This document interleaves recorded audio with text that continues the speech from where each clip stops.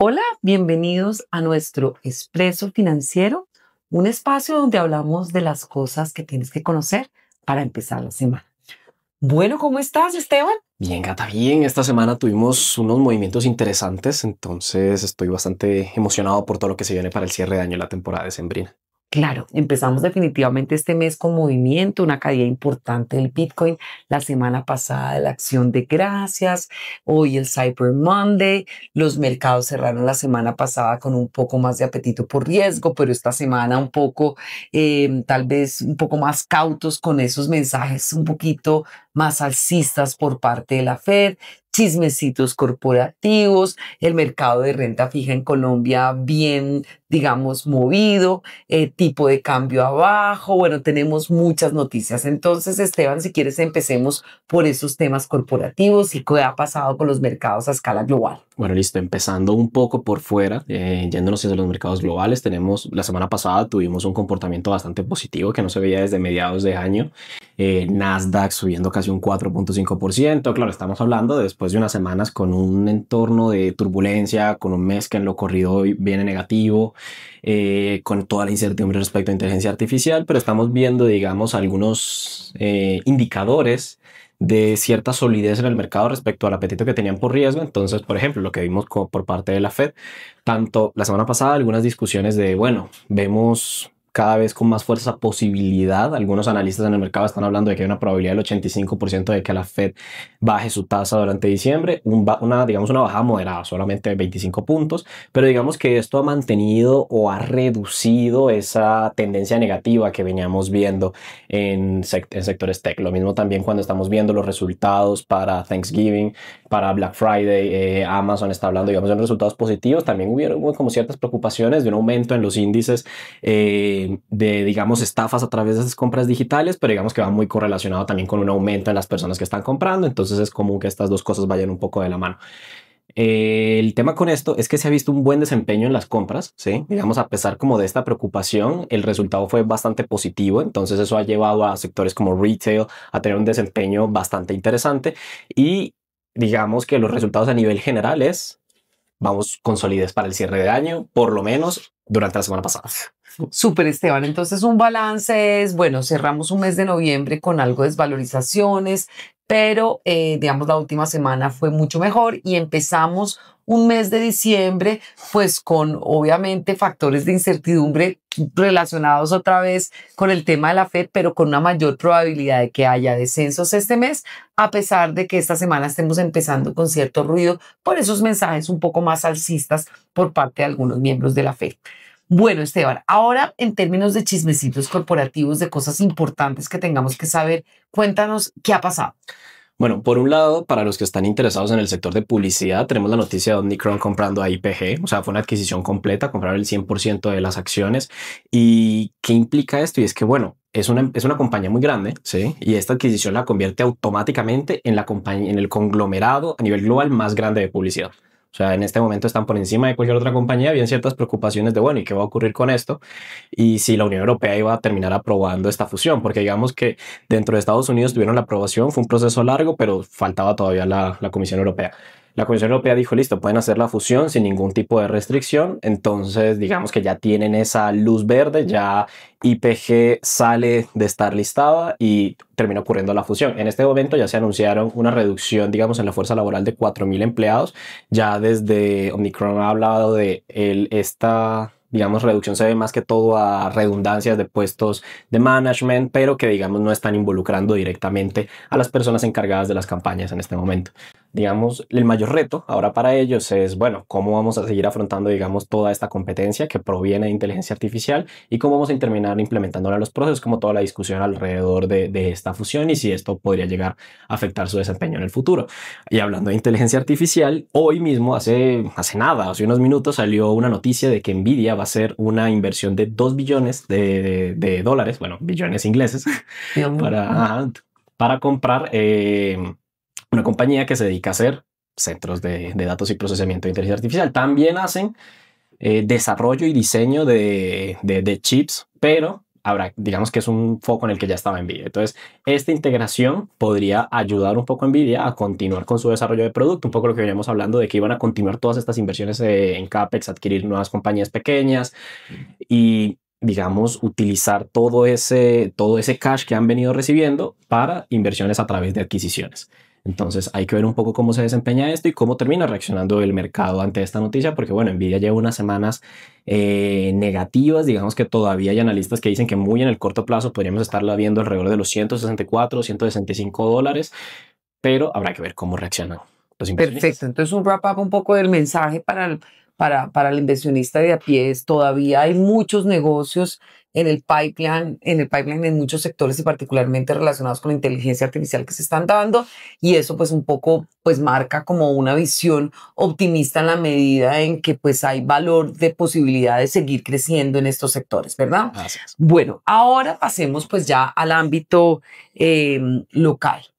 Hemos visto pues América Latina con muchas valorizaciones en el año corrido, poco la explicación de cara a la valorización de América Latina, tanto en renta variable como en renta fija, ha estado relacionada con el también auge de minerales, auge de ciertos commodities en toda la transición energética. El cobre ha subido, sigue subiendo, pues todas estas tierras raras, entonces eso ha beneficiado mucho a América Latina y hemos visto mucho valor. Sin embargo, en las últimas semanas y particularmente en Colombia, pues hemos visto correcciones y las correcciones más fuertes han estado particularmente en renta fija porque las acciones en Colombia la verdad es que se han comportado bastante bien y han sido bastante defensivas.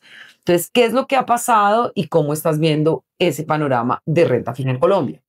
Bueno, en Colombia, debido un poco también a esa incertidumbre de qué va a pasar con el déficit fiscal, qué ocurrió con la reforma tributaria, que se quedó un poco ahí en no va. Entonces, eso ha, digamos, levantado un poco ese riesgo país, lo que ya vimos también por las declaraciones de Morgan Stanley la semana pasada también. Entonces, eso ha llevado sobre todo a la parte larga de la curva a tener unas subidas en la tasa, lo cual pues ha devaluado este segmento, mientras que cuando analizamos más la parte corta, vimos es una reducción en la tasa de esa parte corta.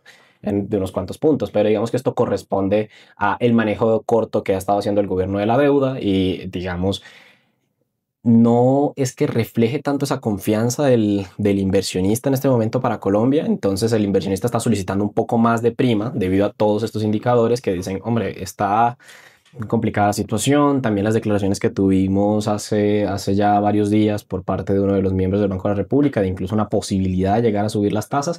Esto ha generado cierta incertidumbre y bueno, esta semana tenemos dato de inflación para la Colombia. Habrá que ver un poco el resultado cómo sale. Digamos que la expectativa sigue siendo que suba un poco. Si sigue subiendo por encima de las expectativas que teníamos, puede que se materialice un escenario en donde sí veamos una subida de tasas por parte del Banco de la República. Sí, yo tal vez haría como ese wrap-up, digamos, para el inversionista de renta fija. Particularmente hemos visto algo de volatilidad en la deuda privada, hemos visto algo de volatilidad en la renta fija.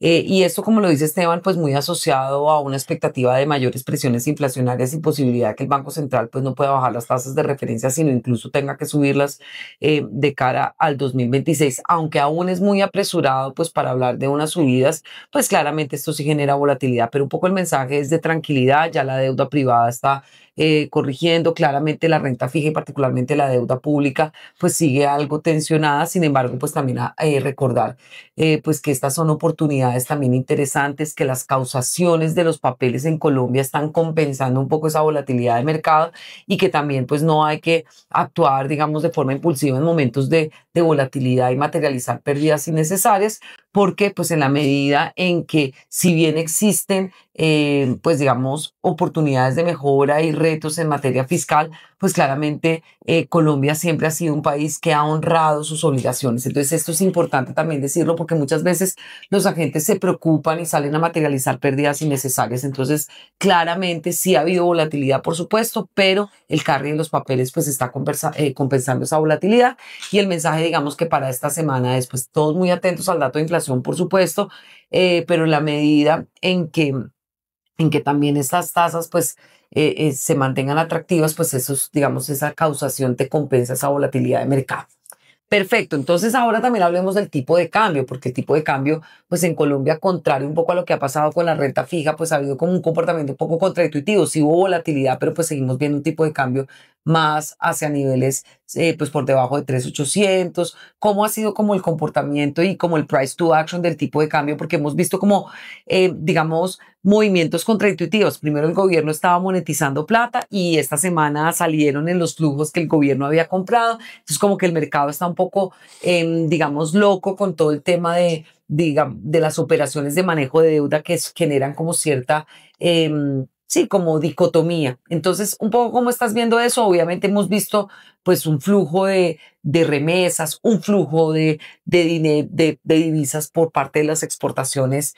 También hemos visto monetizaciones del gobierno. Entonces, para el cierre del año, cómo se está viendo la cosa, aunque sabemos que es difícil, pero particularmente si tienes algún comentario de esta semana de corto plazo y si tienes alguna percepción de lo que pueda pasar en los próximos días. Bueno, sí hemos visto, digamos, unos flujos importantes de remesas a Colombia, o sea, unos niveles bastante grandes, lo cual pues termina aliviando un poco esa presión sobre el peso. También es cierto que el gobierno está haciendo movimientos con todo lo que va ocurriendo, pues es parte del trabajo, digamos, que está haciendo desde el Ministerio de Hacienda de, bueno, ¿cómo hacemos para gestionar esta deuda, para optimizar la forma en que pagamos, buscando gastar lo menos posible en el momento de hacer los pagos? Entonces aprovechemos que el dólar está un poco más bajo, hacemos una compra táctica para pagar lo que tenemos de corto plazo, luego si nos falta un poco más conseguimos algo por fuera como lo que hicieron en euros. O sea, estamos viendo, digamos, un gobierno haciendo una gestión bastante activa de la deuda, mucho más parecido a lo que podríamos ver en un fondo que, digamos, con lo que ha hecho tradicionalmente el gobierno, una forma bastante, digamos, dinámica de manejar la deuda, exactamente. Esto, digamos, en el corto plazo genera que sea mucho más complejo también predecir como, bueno, qué va a terminar haciendo el gobierno esta semana o la próxima semana. Porque, ¿qué ocurre ahorita? En este momento la semana inicia con un dólar subiendo levemente. Estamos como unos 20-30 pesos por encima del nivel de cierre de la semana pasada.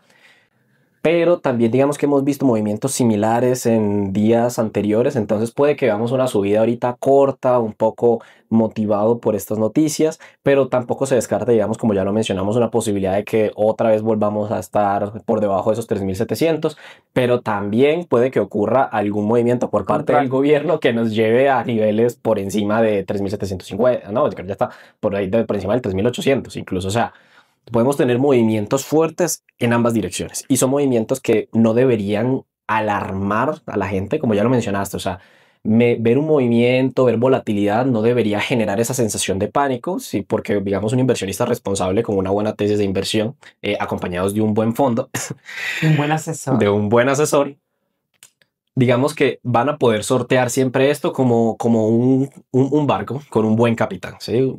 En una tormenta se va a mover el barco, vamos a tener personas moviéndose de aquí para allá, pero va a llegar a su destino, que es lo importante. Súper. Bueno, entonces ya para ir finalizando, pues un poco el mensaje es claramente, pues comenzamos el mes de diciembre con volatilidad, vimos una caída gigantesca del Bitcoin, estamos viendo también movimientos de alta volatilidad de las monedas emergentes, incluyendo el peso colombiano, en la renta fija, pero pues también esto está dando oportunidades de entrada interesantes y con lo que hemos acumulado de rentabilidad en la gran mayoría de activos, seguramente pues el cierre del año va a terminar siendo positivo. Y ya para finalizar, bueno, ¿qué nos quieres contar?